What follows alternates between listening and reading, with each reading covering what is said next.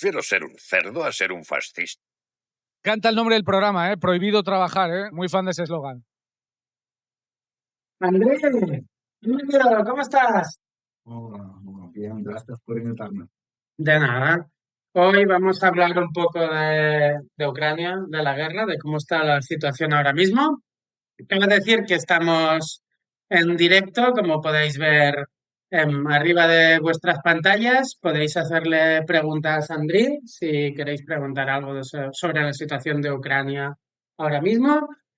Saludos a todos, todas y todos los oyentes y oyentas de Prohibido Trabajar. Y nada, Andriy hace poco ha publicado un artículo, básicamente, donde te planteas la tesis básicamente de que la izquierda europea no está pues, apoyando la causa ucraniana de una manera correcta. ¿Cómo lo ves tú? ¿Cómo lo dirías si lo he dicho mal? Yo diría que sobre todo hay un análisis desde el principio un poco equivocado. Es un enfoque que distrae toda la imagen. La izquierda europea está enfocando mal la crisis de Ucrania. De Ucrania. Sí, hay cosas que distraen, que no dejan ver la imagen de la guerra en Ucrania más clara. ¿Qué distrae? Yo creo que es el costumbre de ser más radical posible en contra de su gobierno en cualquier situación y contra sus aliados también. Entonces, cuando algo pasa en el mundo, después de tantas guerras lanzadas por el Occidente, después de tantas provocaciones, ¿sí? Del imperialismo occidental, ahora si algo pasa en el mundo, la izquierda europea, la izquierda occidental y mundial, digamos, ya sabe quién es culpable, sin analizar, sin como pensar mucho, ya es un reflejo culpar a su gobierno, porque no se puede imaginar un mal tan infernal y tan cruel más que el imperialismo occidental. Espera, déjame que haces un segundo de pausa. Si estamos hablando de la polarización política que nos está invadiendo en prácticamente todos los aspectos de nuestra vida cotidiana, digamos que también ha llegado a la geopolítica. Un poco, ¿quieres decir esto? O sea, yo, por ejemplo, lo pienso mucho con el caso de Irán.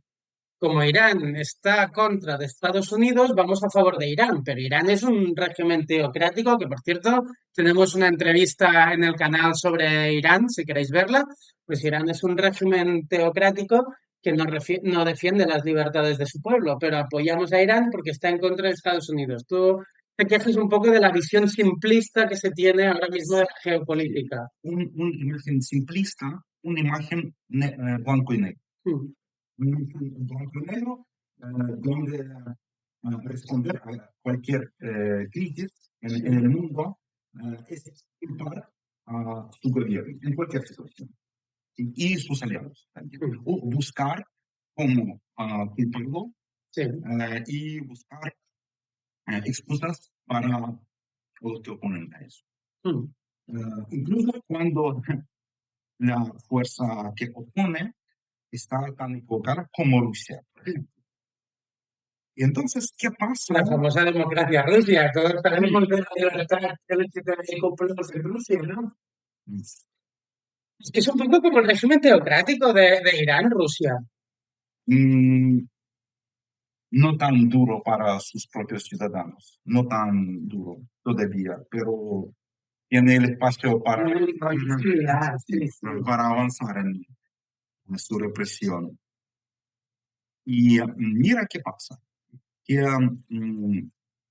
cuando Rusia ataca a Ucrania, para muchos compañeros nuestros, ya desde el principio todo está claro, que fue una provocación occidental, que eso es la culpa de nuestros gobiernos. Y no se puede culpar a Rusia, porque eso ayudaría de cierta manera, a la propaganda occidental o de nuestra clase dominante aquí. Yo creo que es una imagen de verdad simplista y que no nos ayuda a buscar respuestas a estas crisis en el mundo, y sobre todo en el caso de Ucrania. ¿Cuál es la respuesta? Dime, ¿cuál es la respuesta principal sobre las causas de esta guerra entre tus compañeros? ¿Qué dicen? La respuesta principal que yo he escuchado es un poco todo el tema aquel que cuando se desintegró la Unión Soviética quedarían en que no había ninguna base de la OTAN tocando a suelo ruso, que es un poco algo que tú ahora mismo desmientes, bueno, más que desmientes, recuerdas en tu artículo que ya tienen la OTAN tocándole porque Noruega y Finlandia ya forman parte de la OTAN. Mira, entonces, si normalmente escuchamos esta respuesta, que la OTAN estaba rodeando a Rusia,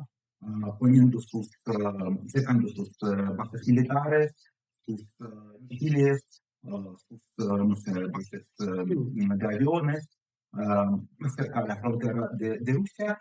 Esto es un peligro para la seguridad de la Federación Rusa. Y Rusia solamente responde a eso. Responde, sí, se puede juzgar, muchos dicen que responde de manera demasiado cruel, responde demasiado, pero que fue sobre todo la provocación. En mi análisis, yo respondo que no, que las causas son otras. Porque, mira, cuando los países bálticos se unieron a la OTAN, ¿cuál fue la respuesta de Rusia? Bueno, a ver, lo único que ha hecho Rusia es un poco como que drones aparecen por otros países. Hace 20 años. No me acuerdo ahora, no te quiero engañar. No había casi ninguna reacción. No me acuerdo nada. Sí, han dicho que, bueno, no es un peligro para nosotros, es algo aceptable para nosotros. Entonces, sí, todos los países bálticos tienen fronteras con Rusia. Están muy cerca de Leningrado, de ex-Leningrado, San Petersburgo. Resulta que no es un peligro. Luego, Finlandia. Ahora, Finlandia y Suecia se unieron a la OTAN. ¿Qué ha hecho Rusia para no dejarlos hacer eso? Porque Finlandia comparte una frontera larguísima con Rusia. ¿Qué ha hecho Rusia? En la respuesta a este parte de Finlandia. Nada. Es que yo no he visto que haya hecho eso. Absolutamente nada. Te lo digo con duda porque no tengo tanto conocimiento de la región como para afirmar. No he visto nada. Invasión de Finlandia. No hay como amenazas militares a Finlandia. No habían antes de su entrada a la OTAN. Entonces, resulta que no es un peligro de verdad para Rusia. No lo considera como un peligro. ¿Y qué pasa con Ucrania?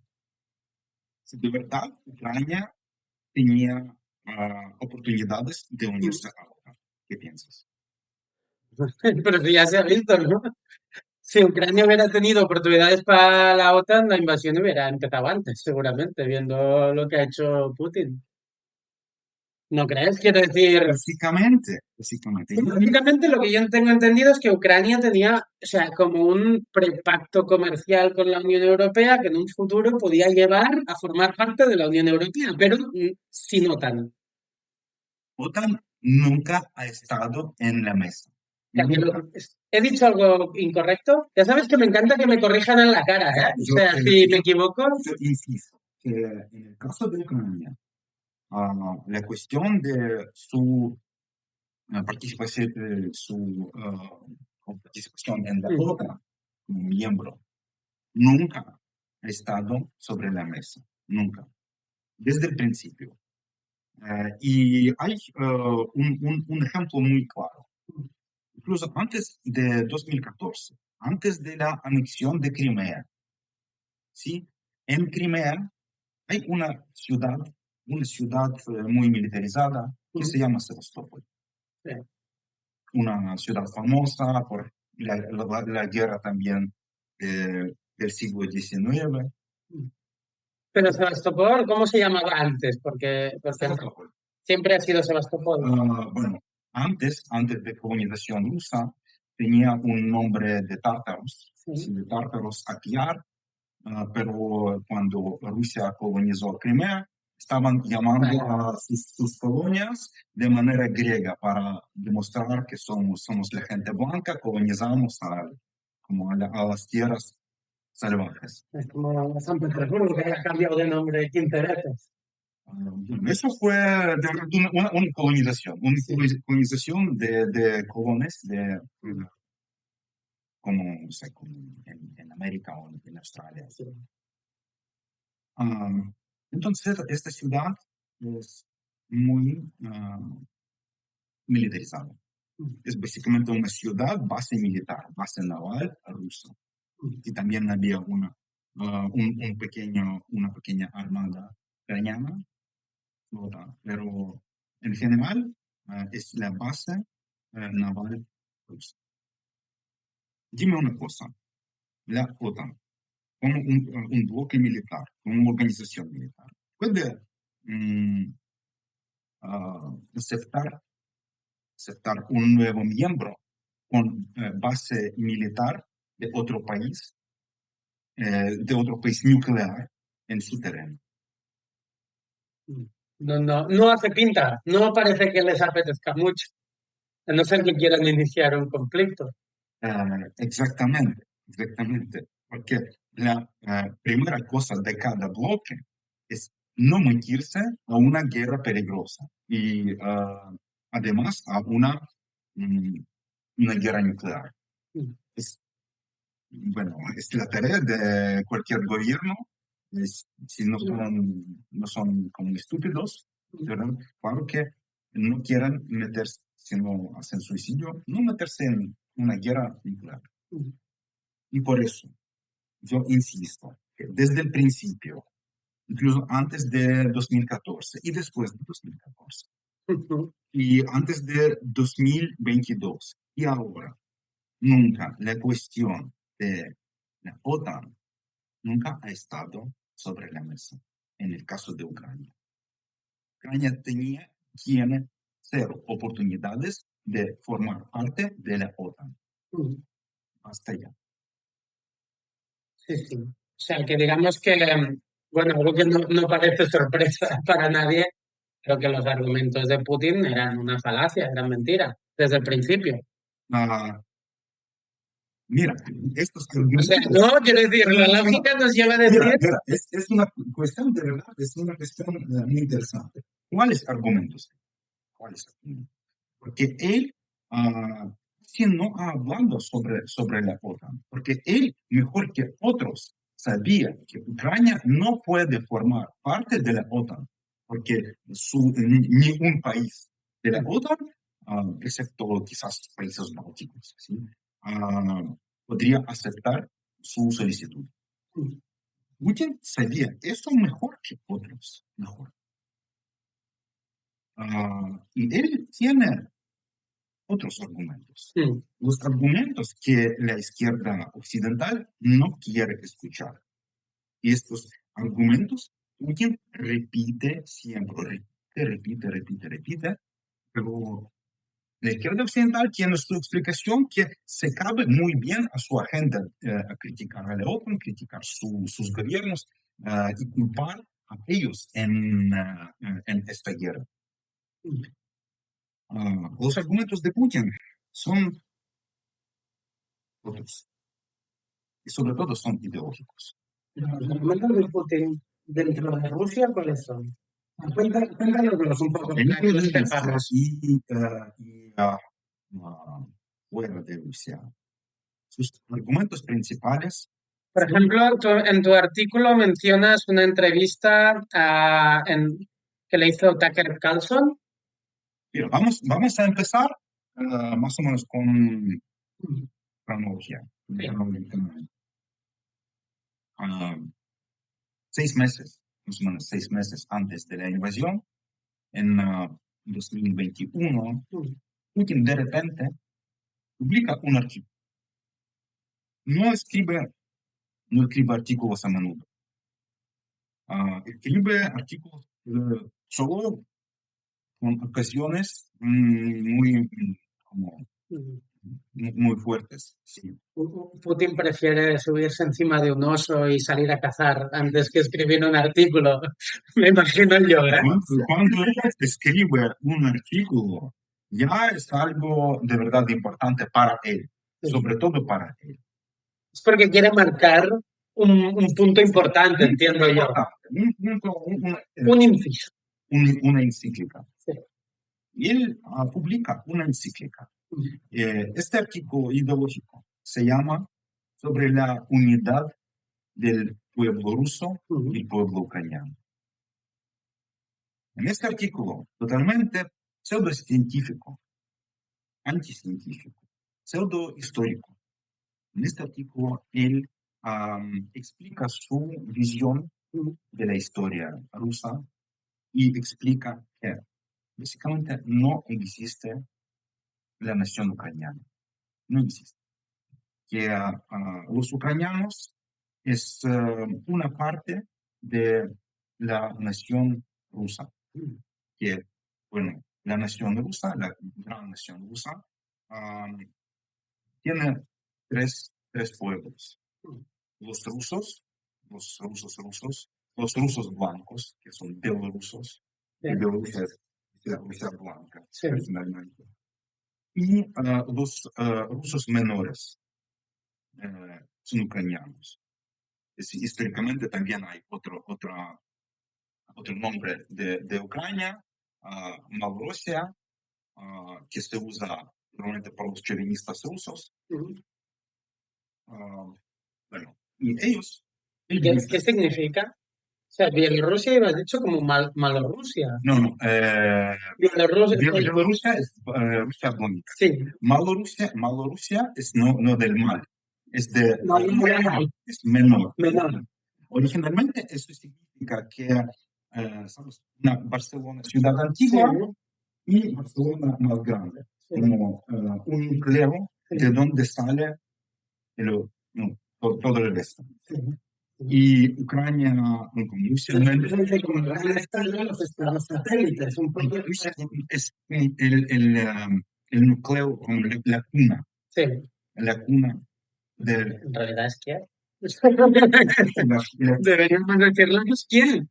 Si hay un dicho que Kiev es la madre de las ciudades rusas. Y entonces él reproduce toda esta mitología del chauvinismo ruso. ¿Tenemos una pregunta? ¿Cuando acabes? Sí, cuando acabe. En este artículo, él reproduce toda esta mitología del chauvinismo ruso, diciendo que no existe una nación ucraniana separada, que los ucranianos son también rusos, y por esto deben formar parte del espacio político, económico y espiritual de Rusia. Y así, con esta encíclica, con este manifiesto, él declara sus argumentos para la guerra. ¿Por qué Ucrania? ¿Por qué hay que invadir a Ucrania? Porque él no dice que hay que invadir, porque fue un secreto y nadie esperaba, de verdad. Pero para él eso fue como un manifiesto. Por eso Ucrania debe ser nuestra, no por la OTAN, no por las bases, no por otras cosas, no, porque es la cuna de la civilización rusa, del mundo ruso. Y luego repite estos argumentos en todos sus discursos principales. Cuando empezó la guerra, él en su discurso también repitió todos estos argumentos. Cuando por la primera vez un periodista occidental ha venido a Moscú después del inicio de la guerra, Tucker Carlson, también él repitió toda esta mitología nacionalista, que los ucranianos no existen, que son rusos y hacemos esta guerra porque Ucrania es nuestra, por eso. Y por desgracia, la izquierda occidental no quiere escuchar estos argumentos, no quiere. Porque O sea, no quieren escuchar que esto es una colonización imperialista, ¿no? Básicamente es lo que es. por desgracia, estos argumentos no caben bien a su visión simplista del mundo, porque hay que responder entonces a toda esta crisis de otra manera. Mira, Alfonso Vich nos dice que organizaciones que se consideran pacifistas creen que no se tiene que enviar armas a Ucrania porque dicen que esto fomentaría la guerra. Y nos pregunta si es posible la paz esperando una negociación con Putin. Bueno, voy a matizar un poco su pregunta, pero ¿es posible una paz que no sea una rendición con Putin? O sea, con Putin solo se puede conseguir que Putin quiere que Ucrania se rinda bajo sus condiciones, como ya hablamos la última vez. Es posible conseguir una paz más o menos digna para el pueblo ucraniano, pero conseguir esta paz hay que hacer presión hacia Rusia, hay que presionarlo. Y eso es la responsabilidad de los gobiernos occidentales. Es la responsabilidad. Y también cierta parte de la responsabilidad es también de la izquierda para exigir esta presión de sus gobiernos. Exigir. Hay momentos cuando hay que criticar a nuestros gobiernos, no por sus acciones, sino por falta de acciones. Sino por falta de acciones. Y, por ejemplo, Europa, España, sigue comprando gas líquido ruso. España, en secreto, sigue comprando petróleo ruso. Petróleo que se importa a través de Marruecos. Sí, esto es lo que me decías antes, que estamos pagando más por el mismo petróleo ruso que comprábamos antes. Bueno, en cualquier caso, Europa de ciertas maneras sigue financiando a la invasión de Rusia.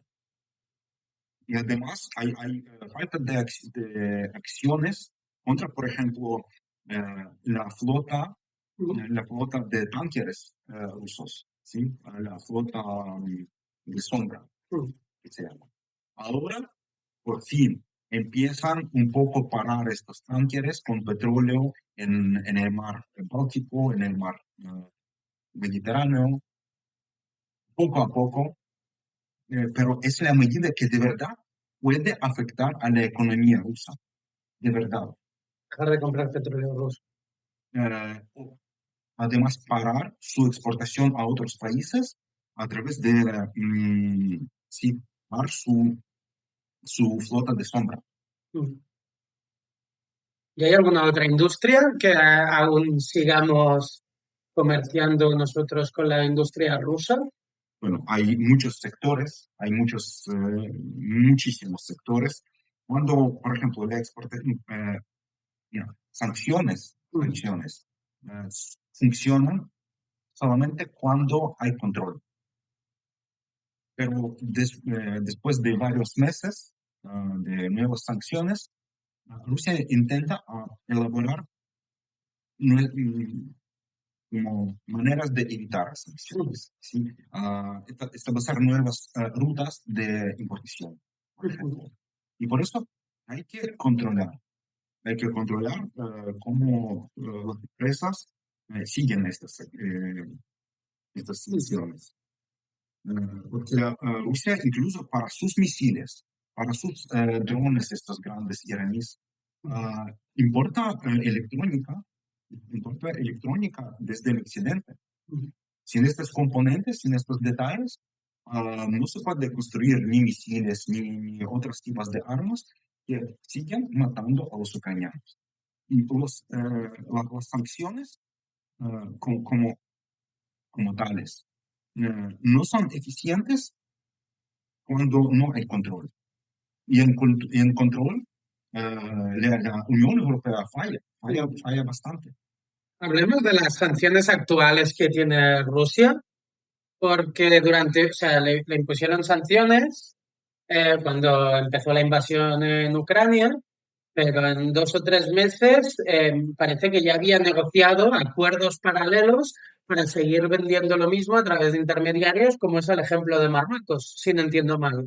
O sea que en el fondo, o sea, yo qué sé, para ponerte un ejemplo, no creo que las sanciones que le apliquen, por ejemplo, a Cuba sean tan permisivas. Quiere decir que desde el occidente, digamos que se deja pasar un poco lo que hace Rusia. O es que Rusia es muy inteligente y engaña al occidente. Quiero decir, esto sería un poco la duda entre las dos, ¿no? Primero, Rusia no es estúpida. Rusia no es estúpida, es como un actor bastante listo. Cómo evitar sanciones, cómo hacer diferentes esquemas negros. En eso, su élite, sus empresarios tienen mucha experiencia. Cómo hacer esquemas negras, esquemas grises, es algo en lo que son muy profesionales. Estamos hablando de tipo empresas pantalla, ¿no? Que ocultan. Hay muchas cosas, hay muchas maneras de evitar sanciones, pero, por ejemplo, con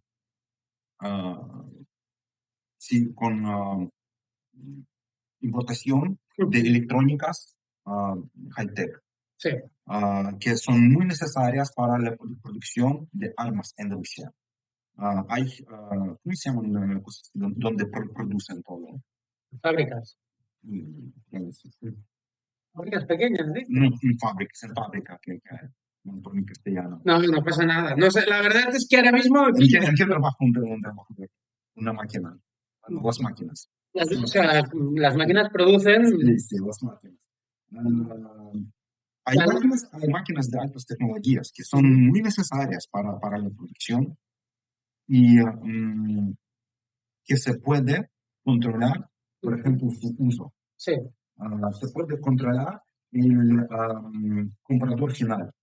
Se puede controlar dónde está físicamente esta máquina. Sí. Y pagar. ¿Qué pasó, por ejemplo, con Starlink? No sé si esta tecnología de Elon Musk. Mira, todo el frente, todo el ejército ruso, en algún momento empezó a utilizar eso para su comunicación en el campo de batalla. Y porque prometía cobertura en todo el mundo. No era un poco. Y lo hace. Y de verdad, bueno, importación de esto también estaba prohibida importación de Starlink, pero a través de esquemas negras, esquemas gris, a través de otros países, compraban un poquito más caro, pero compraban y utilizaban eso para matar a los ucranianos en el frente. Utilizaban eso. Y desde hace mucho tiempo, desde hace 2 años como mínimo, el gobierno ucraniano estaba yendo a Elon Musk a pagar los Starlinks que se usan fuera de Ucrania o fuera del territorio controlado por Ucrania. Elon Musk estaba rechazando. Y hace... Que manda saludos desde su corazón. Sí. Ya sabemos quién es Elon Musk. ¿Sabes? Muy curioso, que hace 2 semanas ellos los rusos empezaron a utilizar esta tecnología de Starlink en sus drones grandes, que destruye a la infraestructura ucraniana, que ataca a las ciudades civiles, atacan a las centrales termales. Y resulta que Elon Musk estaba responsable de eso, porque estos drones están creados a través de Starlink.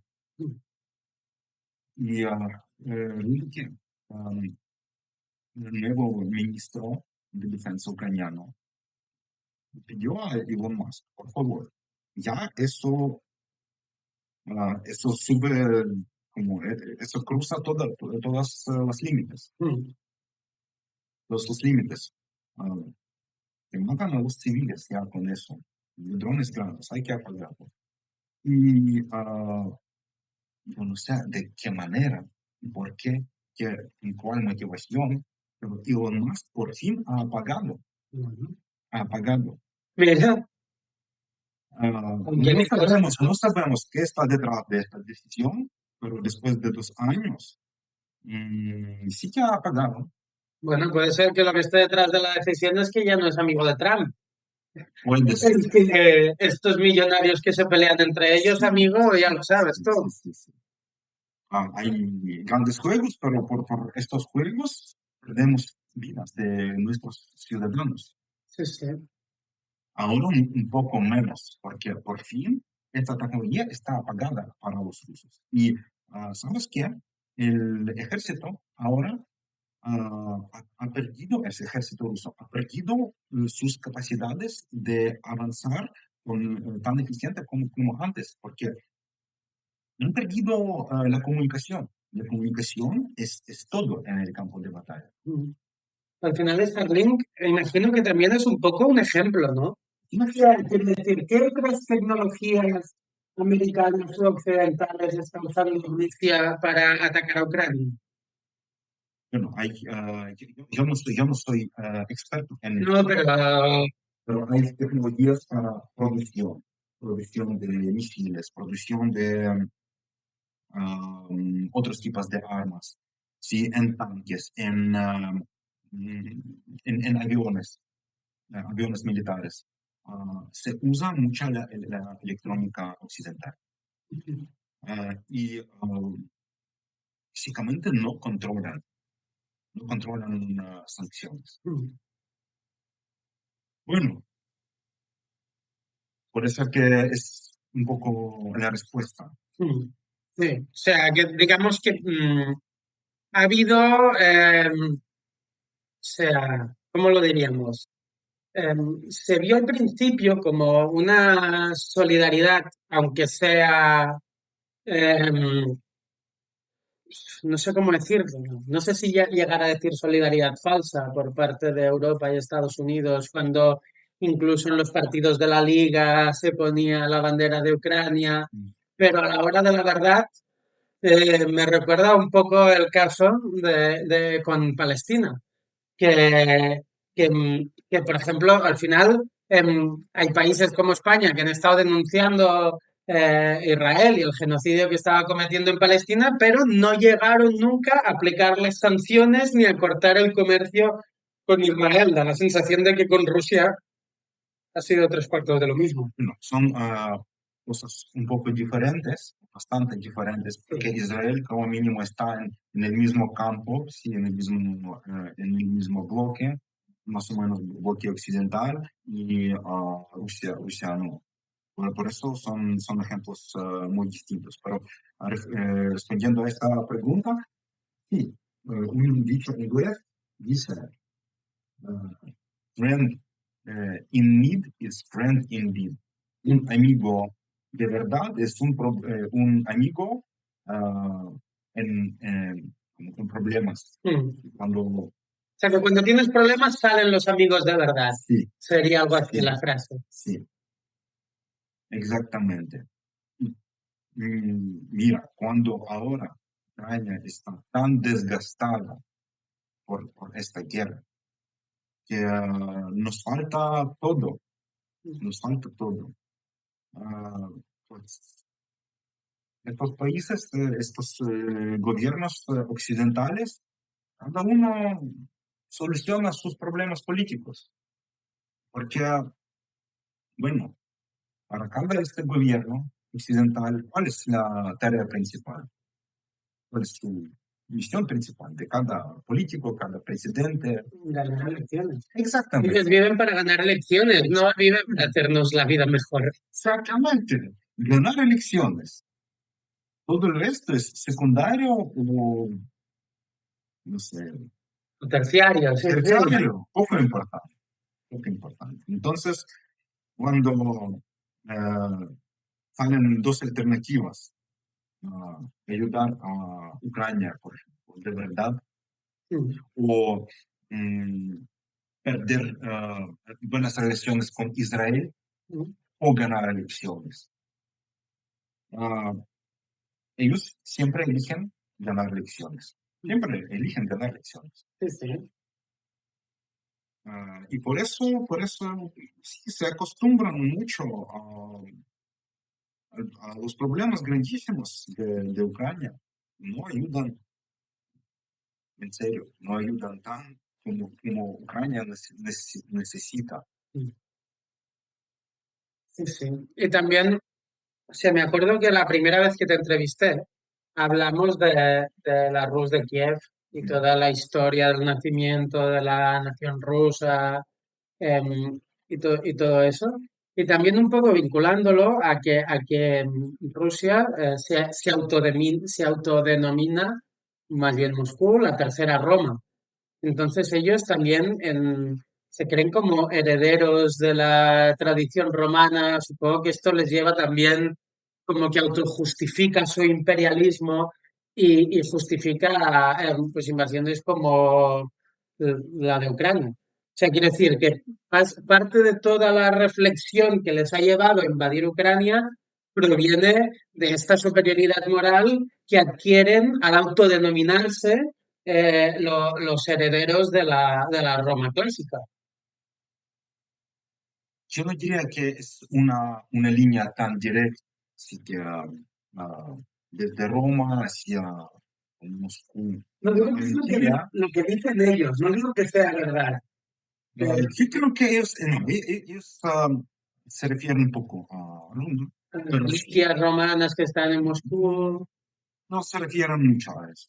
¿No? Vale, no, yo entendía que era más, sí, sí. Pero se refieren a la tradición de la Rusia imperial, de Rusia zarista y Rusia antigua. Mm. El pensamiento de Putin es súper nacionalista. Ujú. Yo diría como primordialista.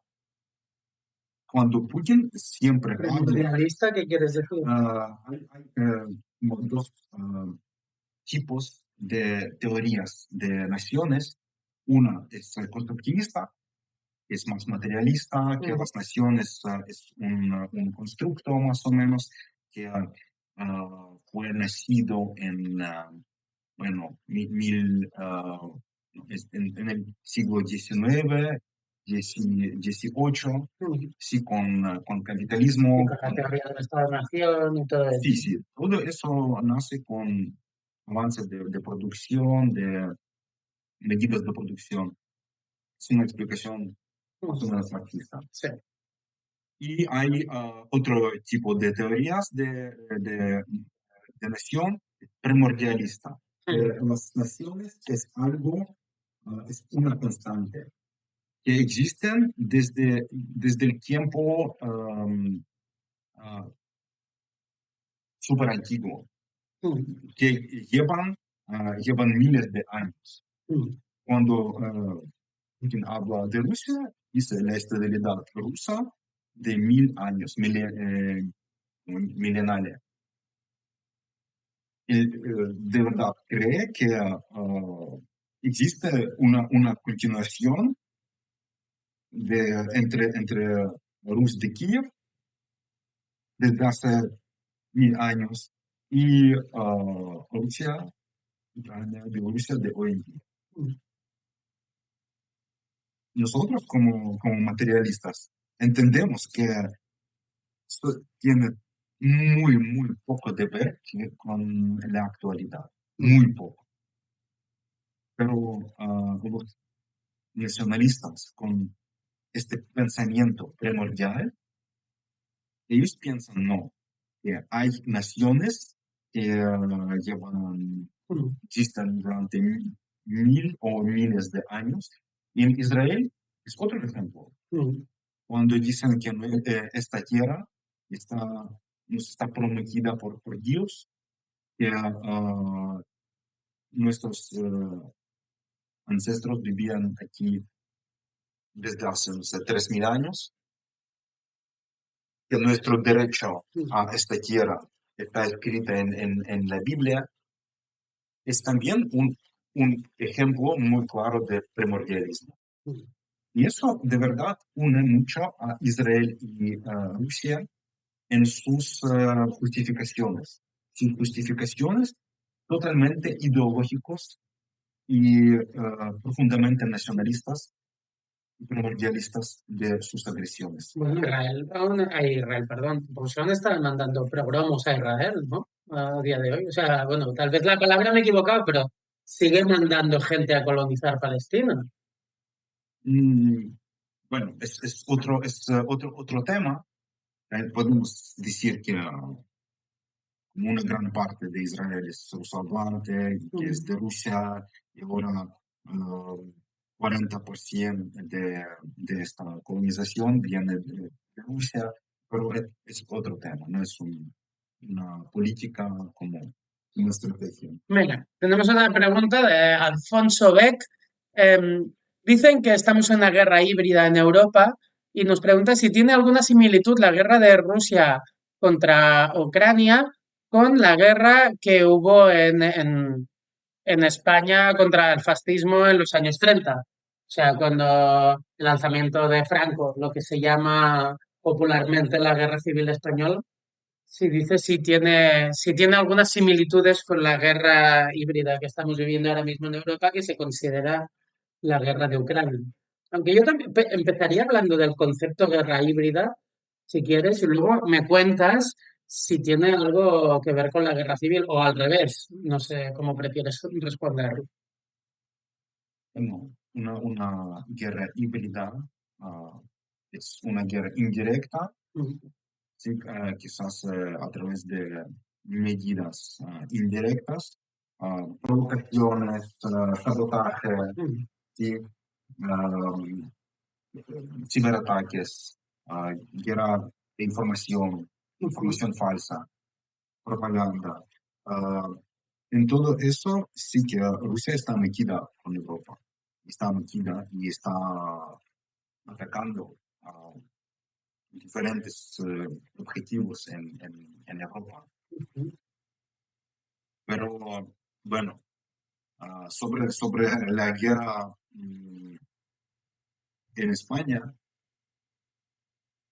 yo creo que hay ciertos paralelos que se puede hacer. Sobre el lanzamiento de...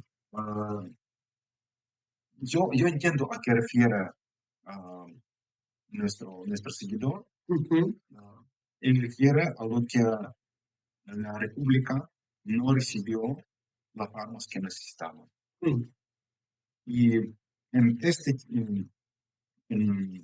este aspecto sí que hay ciertos paralelos. Ucrania no recibe lo que de verdad necesita para frenar la invasión, para no gastar tantas vidas jóvenes, vidas de nuestra gente, no recibe por la culpa de Europa. Y igual como la República Española no recibió la ayuda necesaria para frenar el fascismo y luego las consecuencias, como sabemos, eran fatales.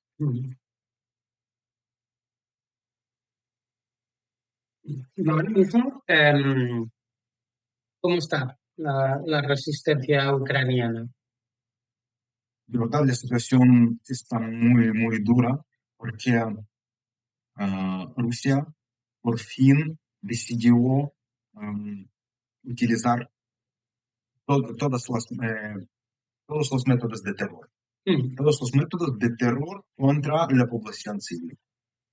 Este invierno es muy duro en los países como Ucrania, como Rusia, como Polonia, incluso Estados Unidos. Claro, pues, perdona si es demasiado Barcelona centrista, pero hemos tenido uno de los inviernos más fríos en Barcelona. La situación en Ucrania ha sido similar, pero con el añadido de que allá suele hacer mucho más frío que aquí.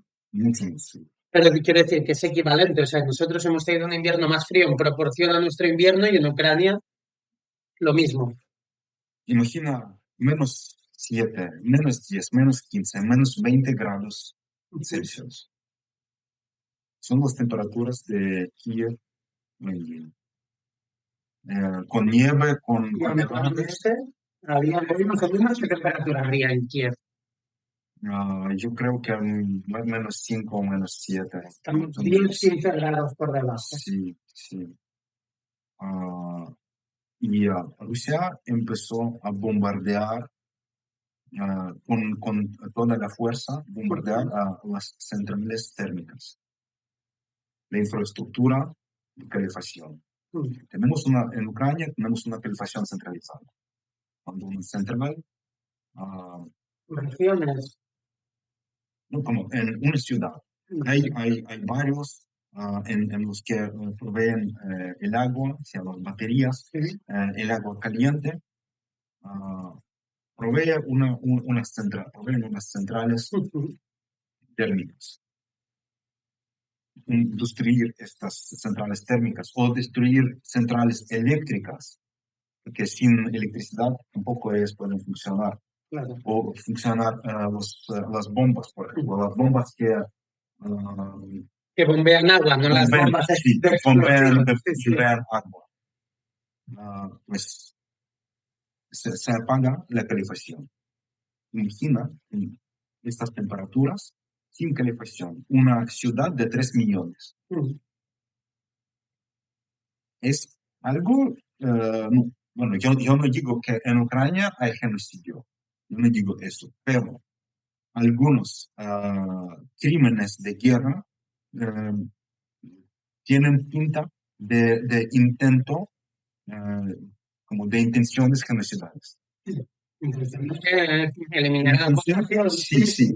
Y uno de esos crímenes con intenciones genocidales, cuando castigan a toda la población civil para que se rinda. Que deje de aguantar eso, que presione al gobierno a rendirse. Porque de verdad vivir a una ciudad con 3 millones, sin calefacción, sin agua, sin luz, con las temperaturas menos 20 grados, es un desafío súper fuerte.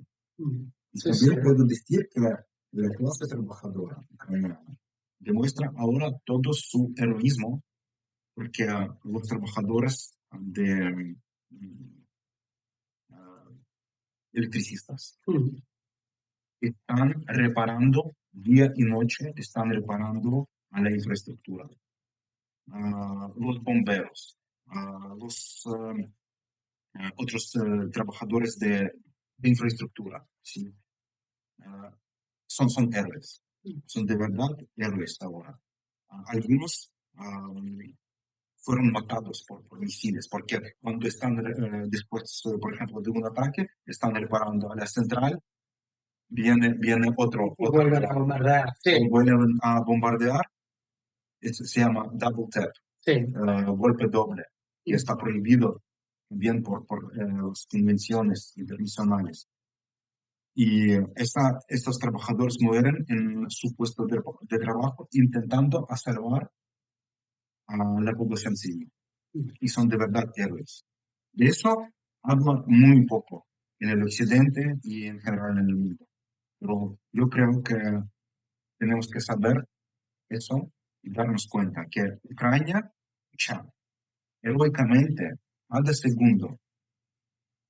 segundo de la existencia de nuestro país está comprada por sangre y por muchos esfuerzos de, bueno, de la clase trabajadora. Sí, bueno, al final el pueblo es quien salva al pueblo. Sí. A ver, Una cosa dime. que quería añadir sobre eso. Putin es originalmente de San Petersburgo, de Leningrado. Ah, sabemos qué ha pasado con Leningrado durante la Segunda Guerra Mundial. Estaba rodeado por las fuerzas nazis, Sí, estaba en una bloqueada. Y en esta bloqueada, durante inviernos muy duros, los nazis también intentaban terrorizar la población con falta de electricidad, falta de calefacción, con el frío invernal y castigar a la población civil de Leningrado por su desobediencia. Esta táctica es bastante rara en las guerras porque usar como arma sí. el invierno se puede solo en los países muy nórdicos y estos países no tienen guerras tan a menudo como, por ejemplo, en la zona ecuatorial. Por eso el último... Bueno, no creo que sea lo mismo dormir en el Ecuador sin calefacción que en Ucrania o en Rusia. Sí, exactamente. Y ahora Putin usa el mismo terror que los nazis utilizaban contra su ciudad nativa. Cada año él pone flores al monumento de las víctimas de la bloqueada.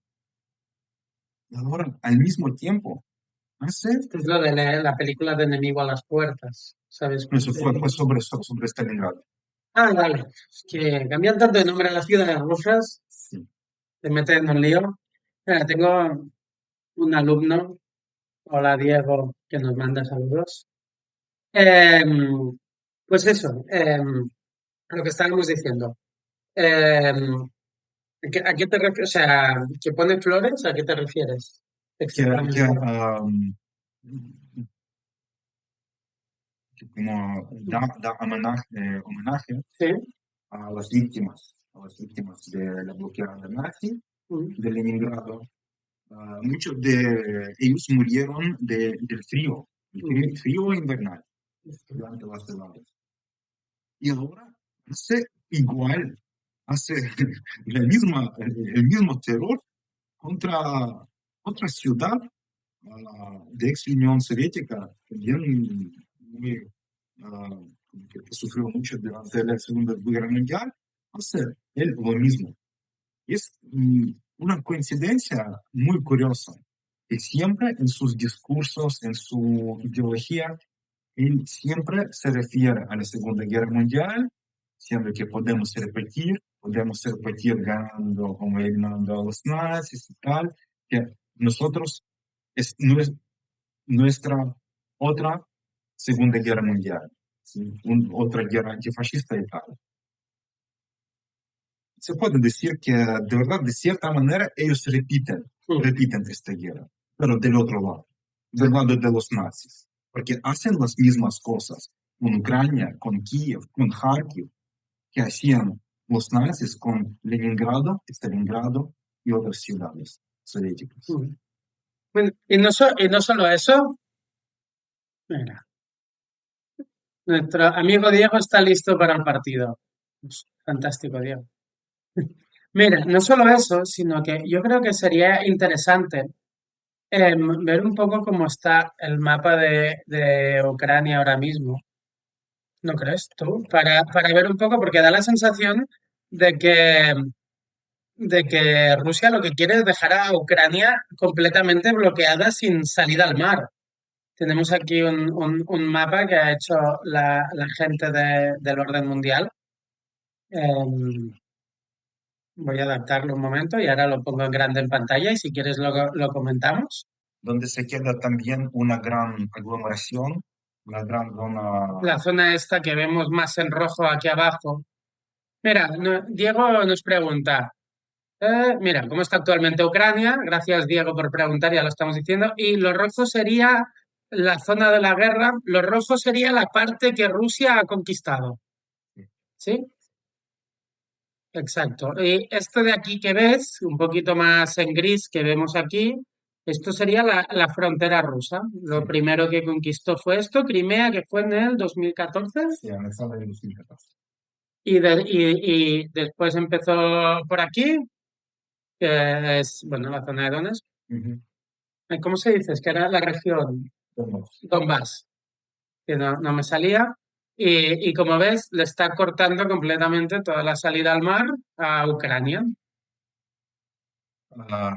Su ah, tarea principal ahora Mm, es conquistar el resto de la región de Donetsk, porque les quedan, no sé, 20% o 15% de esta región mm, y es su objetivo mínimo mm. que ahora quieren conseguir. Incluso Putin dice, mm, las fuerzas ucranianas tienen que abandonar esta región y luego empezamos a negociar. Mm. Es curioso que dice que no firmamos la paz, sino empezamos a negociar sobre la paz. Cuando os vayáis de la zona que queremos. Empezamos a hablar sin garantías de parar. No, pues, Exacto. Diego, sí, lo azul es la parte que le corresponde a Ucrania ahora mismo. Y lo rojo es la parte que pertenecía a Ucrania antes de la guerra y que Rusia se ha anexionado, básicamente. sí, entonces, esa es su tarea mínima.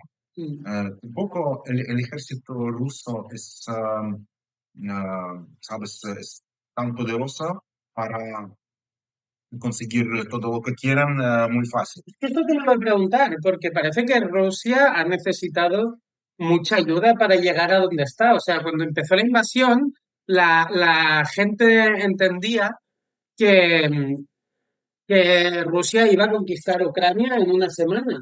Pero Rusia, que parecía uno de los ejércitos más potentes del mundo, no ha podido avanzar ante Ucrania, que digamos que tiene unas fuerzas modestas, digámoslo así, un ejército modesto, pero tiene evidentemente pues gran parte de la población luchando y defendiendo y Defendiendo heroicamente. sí, sí, De verdad. defendiendo heroicamente de la invasión rusa. Es curioso que la zona roja, Mm, casi toda la zona roja en sí. este mapa, fue conquistada por Rusia durante primeras semanas Mm, de la invasión. Durante primeras semanas. Y luego, durante estos 4 años, mm, ellos han ampliado su zona de control por varios por ciento de territorios. mm, 1, 2, 3, yo no quiero mentir, pero muy pocos. mm. Y por eso, ahora, bueno, la línea del frente no se mueve tan rápido como grupos tierra. Mm. Claro. Y conquistar a Odessa, de momento, con el ejército que tienen ahora y en este momento, es algo increíble. Porque primero tienen que cruzar el río Grande, que se llama Dnipro, conquistar a la ciudad Kherson, luego cruzar otro río bastante grande y conquistar a la ciudad de Mykolaiv, y luego tomar a Odessa, que es una ciudad grandísima. Mm. En este mapa también podemos ver que durante toda la invasión, a gran escala, Mm. después de... Hemos buscado un mapa más actual para que lo vierais mejor, cómo está toda la parte de la invasión rusa. y mira, en este mapa, en todos estos mapas, podemos ver que a partir de 2022, Mm. ellos lograron conseguir algo, pero ni una capital regional. Sí, han tomado primero una capital regional, que es Gerson, en el sur. ¿Ves? Gerson en el sur. Sí. Pero luego Ucrania logró liberar a Gerson. Y entonces, sí, de momento, los logros de Rusia no son tan grandes como ellos querían. Para lograr más, ellos necesitan ahora más gente. Pero tienen miedo de llamar a la movilización, a la conscripción forzada. Bueno, hace un tiempo llamaron a todos los reservistas. Llamaron una vez. Y hubo como En un poco de... el 2022, en septiembre, cuando Ucrania liberó una gran parte en el este del país y conseguido mucho éxito en el frente, Putin decidió llamar a la movilización esforzada. Pero eso fue una gran crisis política, una gran crisis Por eso digo que esto armó mucho revuelo. Mira, Alfons dice que se tiene que ir. Que vaya bien, Alfons. Gracias por comentar. Pues eso, cuando pidió los reservistas en Rusia, esto armó mucho revuelo. No sé si fue el inicio de lo que acabó siendo el ataque de Wagner que prácticamente llegó a Moscú. No sé si... O sea, quiero decir, eso fue antes. fue antes de los reservistas. Es que a veces se me trozan las fechas. Los reservistas fueron primeros en septiembre de 2022. Y de verdad, eso fue una gran crisis de confianza de la población, porque en la sociedad rusa, desde el inicio de la existencia del poder putinista, había como un pacto social con la población. Que nosotros garantizamos como mínimo la seguridad y estabilidad. Cierta estabilidad económica y seguridad como militar y seguridad del terrorismo, de todas las amenazas externas. Garantizamos seguridad y cierta estabilidad. Con la conscripción esforzada, ese pacto fue roto por la parte de Putin, porque él empezó una guerra que no ha logrado ganar durante 3 o 11 días como ha planificado, y empezaron a tocar a la vida privada, de la gente, metiéndolos al ejército. Entonces, eso fue una gran crisis de confianza y Putin tenía mucho miedo. Por eso ellos no quieren repetir esta experiencia. Después de eso, ellos solo contratan a los voluntarios, a los mercenarios. 80 y pico % del ejército ruso actual son mercenarios. Son la gente de la clase baja, la gente de la clase trabajadora muy pobre de las provincias más pobres, que aceptan este juego de calamar. Y los norcoreanos, que hay algunos por allá. No son muchos. La mayoría, 80 y pico %, son mercenarios. O sea, que les pagan por ir a matar ucranianos. Y como, ¿sabes? Y como la población en Rusia es enorme. Es 140 millones de personas. Y en regiones. El quinto o el sexto país más poblado del mundo, ¿no? No, porque el Japón también está por allá. No, Hay países. hay muchos países más poblados. No está India, China, luego Estados Unidos, Hay muchos, hay Nigeria, hay otros países. 100 millones. Pequeñito Bangladesh tiene la población igual como Rusia. Bueno, Pakistán, que me lo he olvidado, que también tiene muchísima gente, claro. Pero en comparación con otras naciones europeas, es una población enorme. Sí. Y en esta población hay un gran porcentaje de los pobres. Es curioso que Putin, que creó esta pobreza de los trabajadores, ahora aprovecha de esta pobreza, weaponiza esta pobreza. Que no tienes, Se utiliza como arma, sí. no tienes dinero para ganar la vida, entonces puedes alistarte al ejército. Es un juego de calamar. Es un nuevo contrato social que ofrecen a la sociedad. Pero lo curioso es que este porcentaje de la gente tan desesperada que no siente el valor de su vida, que que puede vender su vida por, no sé, por dólares, euros, rublos, para ayudar a su familia, este porcentaje también es limitado. Incluso en un país tan grande. Bueno, y que genera tanta pobreza, porque la gente que digamos no es pobre, o sea, digamos, la clase trabajadora pobre, no la clase empobrecida, digámoslo así, también vive en Rusia en unas condiciones bastante complicadas.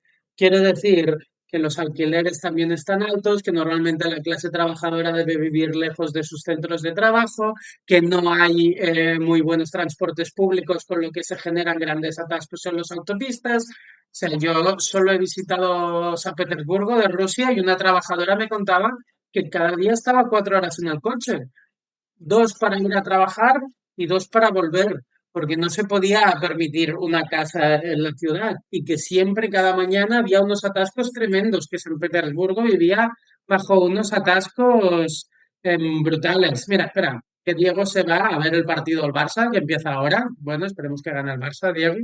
Y dice que él se considera capitalista, pero es un capitalista de la paz. Bueno, la paz siempre, amigo. Pues eso, es un poco lo que decíamos, que la vida de la clase trabajadora rusa tampoco es que sea una maravilla, quiero decir, está muy explotado. No es maravilla. Pero hay que referirlo yo. Que hay gente muy desesperada y que no valora su propia vida, que puede intercambiar su vida, convertir su vida a dinero para su familia, o arriesgar su vida para, o sea, intentar ganar en este juego de calamar o este ruso moderno. Pero este porcentaje es limitado. Y parece que este límite se está acercando muy rápido ahora. Que esta reserva de la gente tan desesperada ya está casi agotada. Y por eso, para conseguir un avance muy grande, ellos tienen que de nuevo llamar a una nueva movilización. Y a nivel de tecnología, porque claro, mira, yo quiero acabar con esta cuestión, y por eso es una oportunidad conseguir cierta paz. Es una oportunidad, porque Putin no quiere llamar a la movilización, porque eso pone riesgos a su propio poder dentro del país. Y entonces, por eso hay que presionar.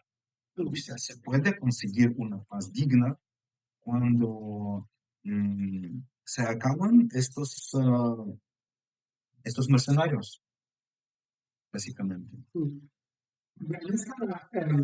Sabíamos que Putin estaba ofreciendo a la gente salir de la cárcel a cambio de ir a la guerra. Sí, que sigue haciendo esto. Muchísimos presos fueron enviados al frente primero de manera voluntaria, luego como medio obligados, porque no tienen ningunos derechos ni nada.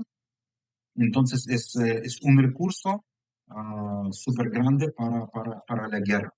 También como, sabes, en Rusia hay muchos presos, hay muchas cárceles, hay población grande, incluso ahora ofrecen a los que están bajo investigación. Cometes un crimen y automáticamente te ofrecen ir ahí, sin juicio, antes del juicio. O sea, tú matas a alguien y te viene me imagino el Ministerio de Defensa ruso y te dice, tú no vas al juicio, te vienes con nosotros al ejército 2 años y chic curado. Literalmente. Hace 2 semanas en Siberia un criminal se acercó a una vendedora en supermercado, como La apuñaló. la apuñó con cuchillo, diciendo que yo voy al ejército, yo voy a la guerra. Te dedicas a cometer un crimen y ya está, te vas a la guerra y punto pelota, ¿no? Sí, pero esta clase, Joder, amigo. bueno, esta gente también es limitada. Este recurso humano es limitado. Por eso también, por ejemplo, Rusia ahora engaña muchísimo a la gente de otros países del sur global. Se representa mucho, se vende Rusia como defensor de los pobres, del sur global, de BRICS, de no sé qué, de África, de Asia, América Latina. Pero ellos engañan a la gente ofreciendo trabajo, por ejemplo, en construcción, en Rusia, con buen dinero, en África, en países africanos, en países asiáticos. Pero cuando llegan a Rusia, firman un papel sin saber ruso. Cirílico y ellos no saben cirílico. Y esto sí, y ese papel es un contrato con el ejército. Los envían al frente Y Ucrania. le dan un Kalashnikov, una patada en el culo y a destruir Ucrania. Hace unos días se hizo viral un video súper triste, un chico joven, negro africano, que está sin armas, en un uniforme del ejército ruso, con una mina antitanque, una bomba antitanque como aquí en su cuerpo. Y fue enviado por algún ruso con chistes racistas, que, bueno, vas a las trincheras ucranianas para liberar el paso para nosotros. Bueno, pero esto es un poco una cosa que se recuerda mucho es que Trump y Putin son una mierda similar. Pero Putin al principio dijo que lo que quería era desnazificar Ucrania. Pero esto es un poco lo típico de yo señalo a los demás para que no vean lo que estoy haciendo yo. O sea, poca gente más nazi hay que Trump ahora mismo en el mundo. Sí. Y en la Rusia misma hay muchísimo racismo. Sí. Hay mucho racismo, incluso contra la gente, sus ciudadanos, porque hay ciudadanos no blancos. Bueno, la gente que vive en la estepa, en Siberia, toda allá, ¿no? Es asiático. Hay gente de Cáucaso que son más morenos y tienen otra cultura. Hay gente de orígenes de Mongolia, de orígenes chinos, tienen una población muy variada. Sí. Y hacia ellos también. Hay mucho racismo. Hay mucho racismo. Sí. Pues nada, a ver, tenemos aquí Preguntas y preguntas y nos vamos. para no torturar a nuestros seguidores. Bueno, los seguidores van yendo y viniendo al ser un directo. Mira, hablas de un informe de la ONU que habla sobre la erradicación de la identidad ucraniana en los territorios ocupados en 2025. ¿Quieres contarnos un poco sobre qué está pasando? O sea, Gracias mucho por esta pregunta, porque la situación en los territorios ocupados mm, es muy poco cubierta. sí, Nadie habla de eso, nadie habla qué está pasando en los terrenos tomados por Rusia. mm, Pero son las cosas de verdad muy fuertes, especialmente en los territorios recién ocupados mm, después de 2022. ah, Están erradicando a la identidad ucraniana totalmente. Está casi prohibido hablar ucraniano. Y muchos dicen, por ejemplo, muchos hablan sobre la discriminación del ruso en Ucrania. Tenemos problemas mm, con el ruso en Ucrania, pero todavía la mitad de la población, casi la mitad, sigue hablando ruso en la vida cotidiana, en YouTube, en sus redes sociales, usando esta lengua para muchas cosas. Y es más o menos normal. mm, Nuestra sociedad ucraniana está acostumbrada a esta situación de bilingüismo. mm, Sí, claro que hay presión. Hay presión ahora, especialmente ¿sabes? En este momento cuando la sociedad está traumatizada por la invasión rusa, surge, sí, cierta presión a los rusohablantes mm, que hablan ucraniano y tal, que hablando ruso ayudas al enemigo, mm, pero es una situación que no se puede cambiar físicamente. mm, Físicamente hay millones de ucranianos que hablan y hablarán ruso. mm. Y es una realidad, incluso en el ejército. En el ejército también, ya 50% o incluso más que 50% hablan ruso. Mientras que en los territorios ocupados, ¿sabes? En Rusia, hablar ucraniano es no típico. Ellos tienen un estereotipo que hablar ucraniano es la decisión política. Algo parecido a Cataluña. ¿Sí? Cuando hablas castellano es algo para chilenistas españoles, es algo normal, es algo como debe ser. Pero cuando hablas en catalán, ya es algo político, es tu decisión, es por tus principios, es porque eres españolófobo. Sí, O algo así. lo perciben como así, o sea, lo perciben como un ataque al nacionalismo ruso, digámoslo así. Sí, que todos ucranianos saben ruso. Y si sabes ruso, ¿por qué no lo hablas? Entonces, por tu decisión. Porque no te gusta Rusia, no te gusta la lengua rusa, no te gusta la identidad rusa. Y si tú hablas ucraniano, ya estás sospechoso.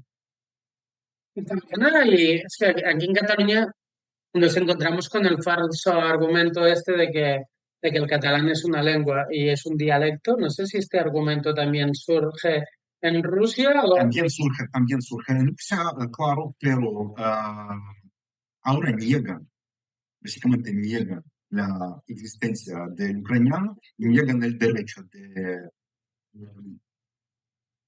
de existencia de esta lengua como lengua separada. Por eso en los territorios ocupados, primero, querían demostrar al mundo que tenemos una también situación bilingüal, y que incluso tenemos ucraniano y ruso en colegios, pero eso es solo para echar polvo en ojos. Sí, para aparentar, para no mostrarte la realidad, te muestran Sí, una fantasía. sí. Sí, sí. Mientras tanto, ellos estaban haciendo una propaganda muy dura entre niños y entre adultos. Sois rusos, que la propia identidad ucraniana es una identidad falsa, un constructo político, un constructo antirruso, que esta identidad fue inventada por los enemigos de Rusia. Ahora, a partir de este año, han prohibido la lengua ucraniana en los colegios, en todos los niveles De la educación. y de educación y de Estado. Entonces, Pero ¿hay alguna parte de Rusia, aparte de la... Bueno, no quiero considerar Rusia lo que acaba de invadir ahora mismo, pero hay alguna parte de Rusia, aparte de Crimea, que entiendo que también se hable ucraniano? O sea, ¿cuánta parte de Rusia se habla ucraniano? Si te mira, puedo es preguntar. también una cosa curiosa, pero vamos a volver a ella después de Vale. los territorios ocupados. Voy a poner el mapa otra Sí. vez, si te parece bien, porque así podemos mostrar un poco los territorios que digamos que En estos territorios ocupados, sobre todo en la región de Zaporizhia y la región de Gerson, Sí. es esto de donde es mi mamá, no, en el sur. Ah, el sur es Zaporilla. Sí, dos regiones. del Estas sur, dos. Estas dos. Ah, pensaba que Zaporilla estaba aquí. La identidad ucraniana Mm. estaba mucho más fuerte que en otros territorios ocupados, que en Crimea y en Donbass. Y ponen muchísimos esfuerzos para eliminar a esta identidad. Es curioso que destruyen monumentos ucranianos, destruyen toda la memoria en museos, en bibliotecas, destruyen libros en ucraniano, sacan libros en ucraniano de las bibliotecas. Y lo peor es lo que hacen a niños. Indoctrinan muchísimo a los niños en el chauvinismo ruso, militarizan a los niños. Ya desde bien pequeños. Sí, en muchísimos colegios, en territorios ocupados, hay clases de cadetes que ya preparan desde el colegio a un soldado. Presan a un soldado. Ya Un desde soldado. pequeños. Sí. ¿Para qué? Para luego enviar a ellos, matar a los ucranianos, a otros ucranianos como ellos. Luego miles de adolescentes de estos territorios ocupados durante el invierno fueron enviados a campamentos militarizados para entrenarlos. Les entrenan medicina táctica del combate, cómo gestionar drones, volar en drones. Es terrible. Lo hacen con miles de niños ucranianos.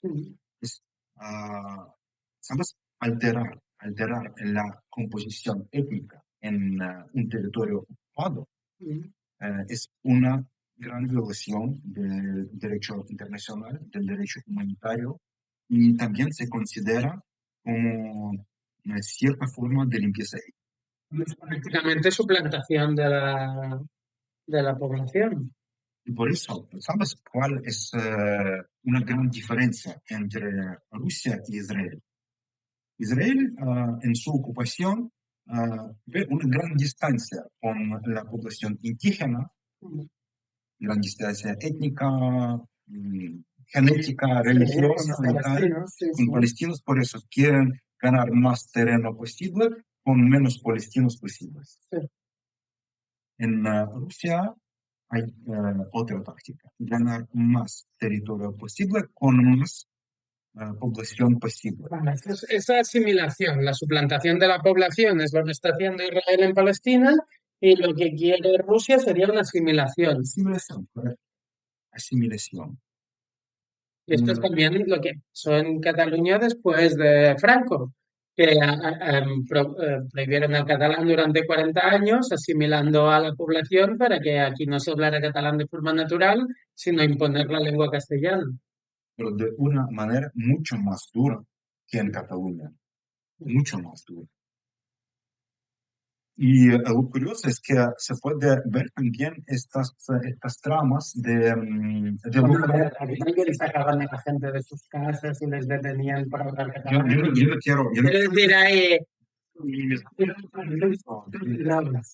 quiero minimizar el sufrimiento del pueblo catalán bajo franquismo, pero también pasan cosas muy, muy duras, muy duras. Y es curioso que se puede también ver estas tramas de Michel Foucault, que hablaba de biopolítica. Sabes que las dictaduras están muy obsesionadas con crecimiento de población, con fertilidad, prohibir abortos, para tener más población, más colones y más soldados. En los territorios ocupados. Bueno, y también porque cuando haces esto, lo que haces es que la población con menos estudios o con menos recursos son los que más hijos tienes, así que también consigues una población más fácil de manipular.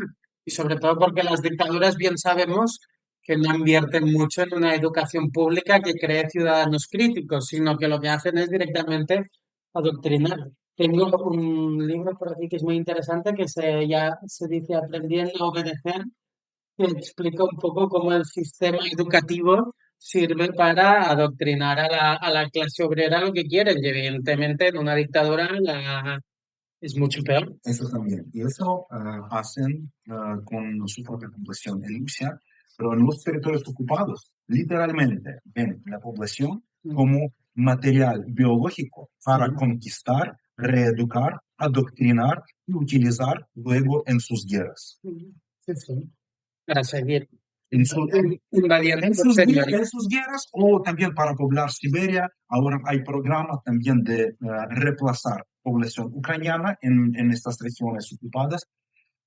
Ofrecen, por ejemplo, a los doctores, a los profesores de colegios, hacer un intercambio de práctica y firmar contrato para ir a Siberia.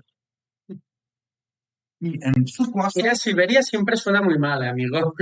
Sí, bueno, les ofrecen unas condiciones, pueden ser incluso dignas, sí, unas condiciones materiales más o menos dignas, o mejor, como mínimo mejores, que tienen bajo ocupación.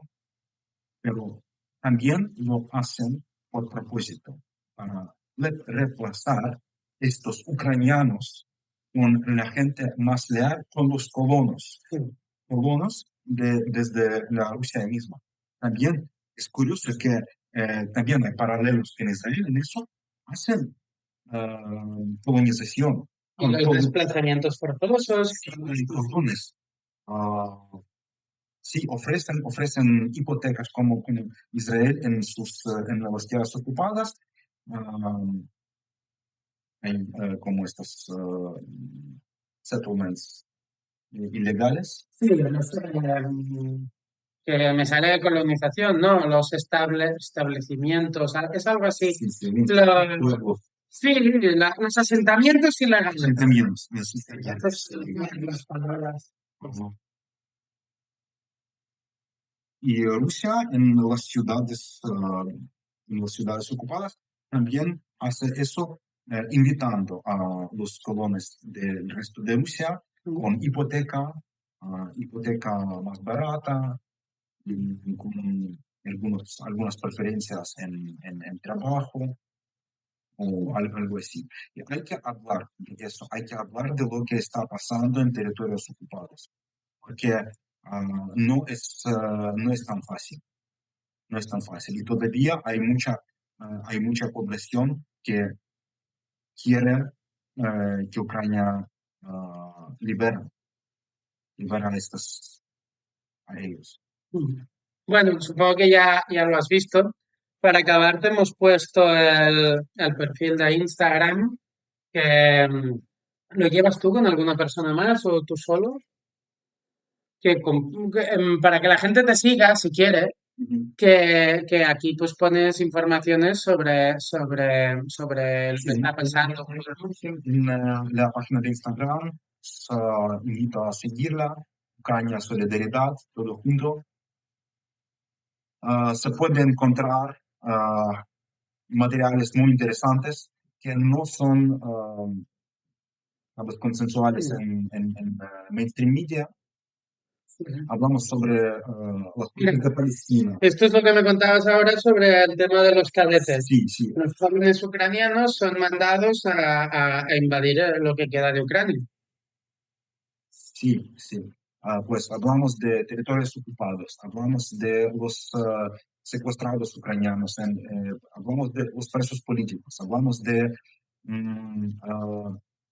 los pueblos indígenas en Rusia y su lucha por sus derechos nacionales.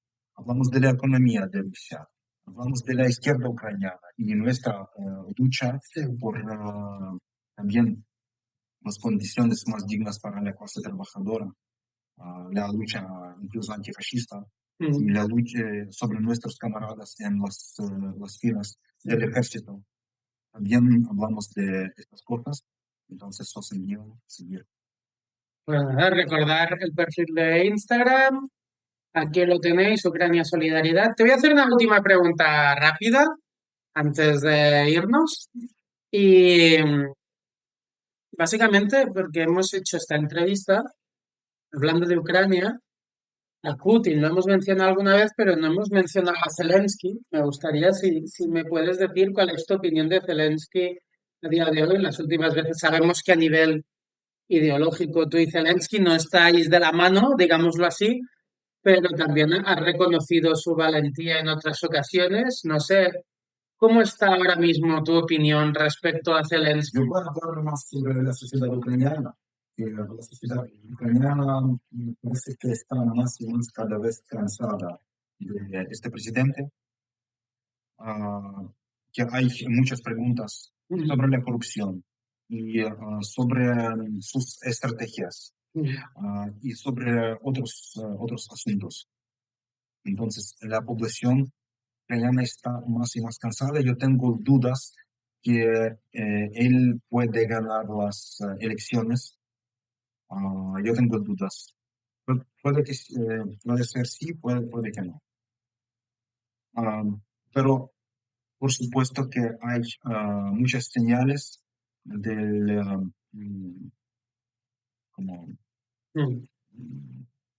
descontento. La sociedad está más y más descontenta con esta clase dominante y quieren cambios. ¿Dónde crees que va a ir la sociedad rusa? ¿Dónde crees que van a ir los votos? ¿Qué se dice? O sea, no sé si hay encuestas. Es que, claro, unas elecciones en tiempos de guerra, amigo. No, he dicho rusa. Sí. No, quería decir ucraniana, amigo, perdón. Soy disléxico y a veces se me cruzan las palabras. No, quería saber si hay encuestas, si un poco. ¿Tú qué ves? ¿Cómo lo ves?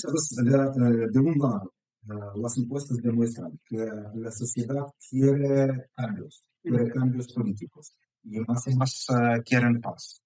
¿Sí? Más y más la sociedad está a favor de ciertas concesiones para salvar más nuestro potencial demográfico, para salvar sus vidas, las vidas de sus familiares y tal, para salvar más infraestructura que se destruye cada día.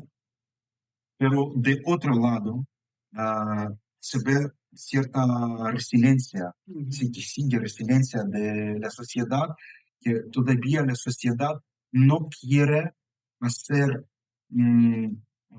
concesiones fatales, concesiones existenciales, ¿sí? Que exige Rusia, por ejemplo, y que opone a la estrategia de terror con su resiliencia y cómo lleva, por ejemplo, la sociedad de la comunidad de Kiev, de Kharkiv, de Zaporizhia, en estos días de frío, estos días de tortura por el frío, es un puro heroísmo. Ya para lo último, he parado la imagen adrede para enseñar a Trump.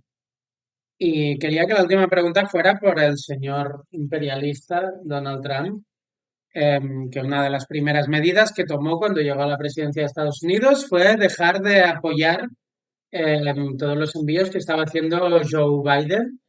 No sé qué ha supuesto Trump y cómo lo ves tú a día de hoy de cara a los intereses de una posible paz en Ucrania con la mayor dignidad posible para el pueblo de Ucrania. Una cosa buena para el pueblo ucraniano, sí, en general para el mundo que ha hecho Trump, es cambiar el enfoque de guerra, que el objetivo debe ser conseguir la paz y negociar la paz. Porque parece que la administración anterior no tenía este enfoque. Pero de otro lado, para conseguir esta paz, hay que presionar al agresor. Y en esto, Trump falla. Trump de verdad falla.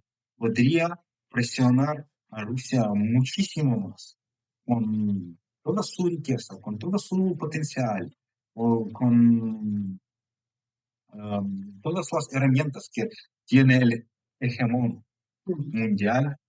Sí, una hegemonía mundial. Podrían presionar al agresor muchísimo más. Pero claro que tienen miedo de Rusia, de su ataque nuclear, de sus bombas nucleares. Rusia no es Palestina, no es Venezuela, no es Irán. Y respetan fuerza, solo respetan fuerza. Y Rusia también respeta, porque hay que entender una cosa, que Rusia respeta solo fuerza. No respeta ni diplomacia, ni gestos de buena fe. Ni democracia, ni nada. Ni nada. Solamente respetan fuerza. Y por desgracia, para finalizar todo, si nos encontramos ahora en el mundo donde se respeta solo fuerza. Las naciones sin armas nucleares, las naciones pequeñas con sus vecinos tan poderosos como Rusia o Israel y Estados Unidos, nosotros como los venezolanos, como palestinos, como ucranianos, queremos ciertas reglas, vivir en un mundo con reglas, un mundo con reglas de ONU que se respetan. Bienvenido de nuevo a Previo a Trabajar. Bueno, espero que te haya gustado este formato de directo y otro día esperemos que no tardemos tanto. Vuelvas a venir y sigamos un poco pendientes de lo que está pasando en Ucrania. De tanto en tanto hay que ponerlo sobre el tablero, a ver si se llega a un acuerdo de paz que nos ponga la gota en el cuello. Y nada, no sé si tienes algo más que añadir antes de acabar el directo. Muchas gracias a todos los seguidores y os llamo a una cosa, seguir las noticias de Ucrania, leer más que dice la izquierda ucraniana, que dicen los propios ucranianos, que dice la gente común, ¿sí? Para entendernos mejor y no olvidar que la lucha heroica del pueblo ucraniano y la lucha muy dura y el sufrimiento del pueblo ucraniano pasa cada minuto y cada segundo. Pues nada, Peña, muchas gracias por habernos escuchado, gracias por haber llegado hasta aquí, gracias André. ¡Arriba! Prefiero ser un cerdo a ser un fascista. Canta el nombre del programa, prohibido trabajar, muy fan de ese eslogan.